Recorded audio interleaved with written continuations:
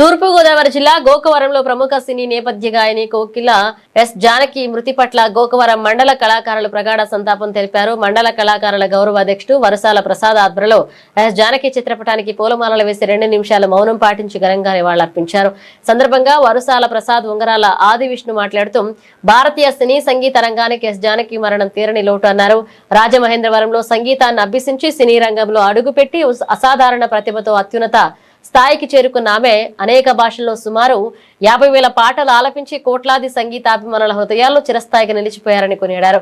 కళకు కులం, మతం, ప్రాంతం, భాష అనే భేదాలు ఉండవని తన గానంతో ఎస్ జానకి తెలియజేశారు.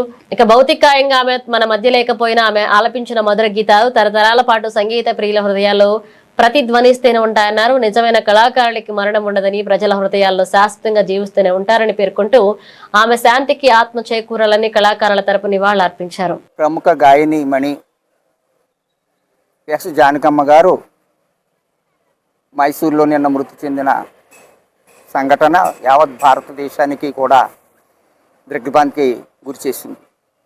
ఈరోజు తూర్పుగోదావరి జిల్లా గోకవరం మండలం గోకవరం గ్రామంలో జానకమ్మ గారు అభిమానులు, సంగీత ప్రియులు అందరూ కలిసి జానకమ్మ గారి చిత్రపటానికి పూలమాల వేసి నివాళులర్పించడం జరిగింది. ముఖ్యంగా 17 భాషల్లో 50,000 పాటలు పాడినటువంటి జానకమ్మ గారు జాతీయ పురస్కారాలను కూడా తిరస్కరించారు.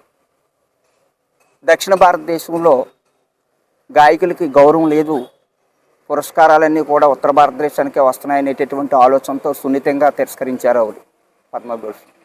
అయితే ఈవేళ చిత్ర పరిశ్రమ కానీ భారత ప్రభుత్వం కానీ ఒక్కసారి జానకమ్మ గారిని గుర్తు చేసుకుని భారతరత్న అవార్డు ఇచ్చి ఈ యొక్క దేశ ప్రగతిని, గౌరవాన్ని కాపాడతారని చెప్పి ఈ సందర్భంగా మేమందరం కూడా ప్రభుత్వానికి విన్నవించుకుంటున్నాం.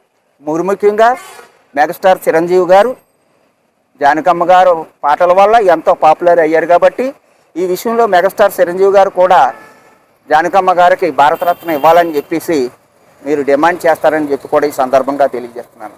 లెక్క పక్కాలినన్ని పాటలు పాడి సంగీత ప్రపంచాన్ని ఉరువు తొలగించి పసిపాప గొంతు నుంచి ముసలిం అమ్మ గొంతు వరకు కూడా ఆ గొంతు వినిపించినటువంటి ఏకైక గాయకురాలు జానకమ్మ గారు. కాబట్టి గోకవరం గ్రామంలో 2013 సంవత్సరంలో అమ్మ జానకమ్మ గారు భీష్మాయకదశి సందర్భంగా విచ్చేసి అమ్మతో కలిసి వరసాల ప్రసాద్ అని నేను కూడా ఒక పాట పాడడం జరిగింది. ఆ అదృష్టవంతుని కూడా అలాగే అమ్మకి ఎంతోమంది గాయకులతో పాటు నేను కూడా ఒక ఏకాలవ శిష్యుని అని చెప్పి ఈ సందర్భంగా తెలియజేసుకుంటూ అమ్మ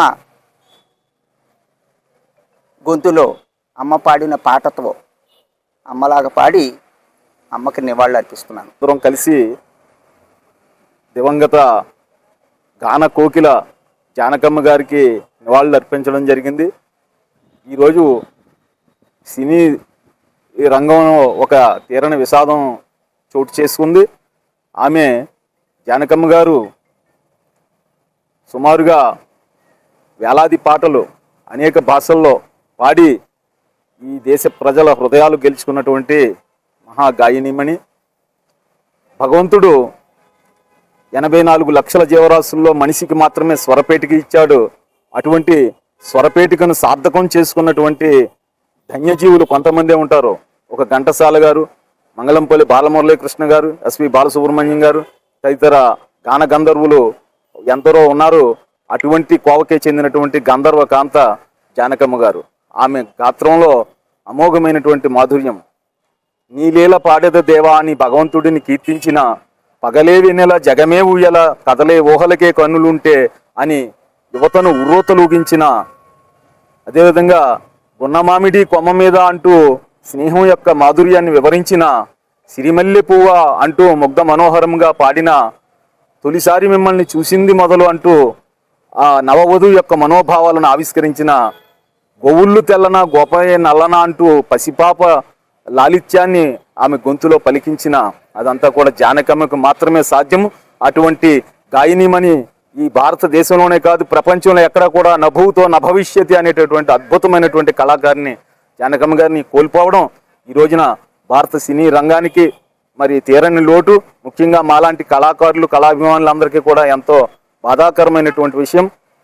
కళకు కులము కానీ మతము కానీ ప్రాంతము కానీ భాష కానీ అడ్డు కాదని నిరూపించి భారతీయ భాషలన్నింటిలోనూ తెలుగు తమిళ కన్నడ మలయాళ అనేక భాషల్లో వేలాది పాటలు పాడి సినీ శ్రోతల హృదయాలను గెలుచుకున్నటువంటి సంగీత సామ్రాజ్ఞి ఆ జానకమ్మ గారు స్వర్గంలో వెళ్ళి స్వర్గలోకంలో దేవేంద్రుడి సమక్షంలో కచేరీలు చేయాలని, ఆమె ఆత్మ పవిత్రమైనటువంటి స్వర్గధామాన్ని అలంకరించాలని మేము మా కళాకారులందరం కూడా మేము కోరుకుంటూ ఆమెకు మా ఘన నివాళులు అర్పిస్తూ ఉన్నాం.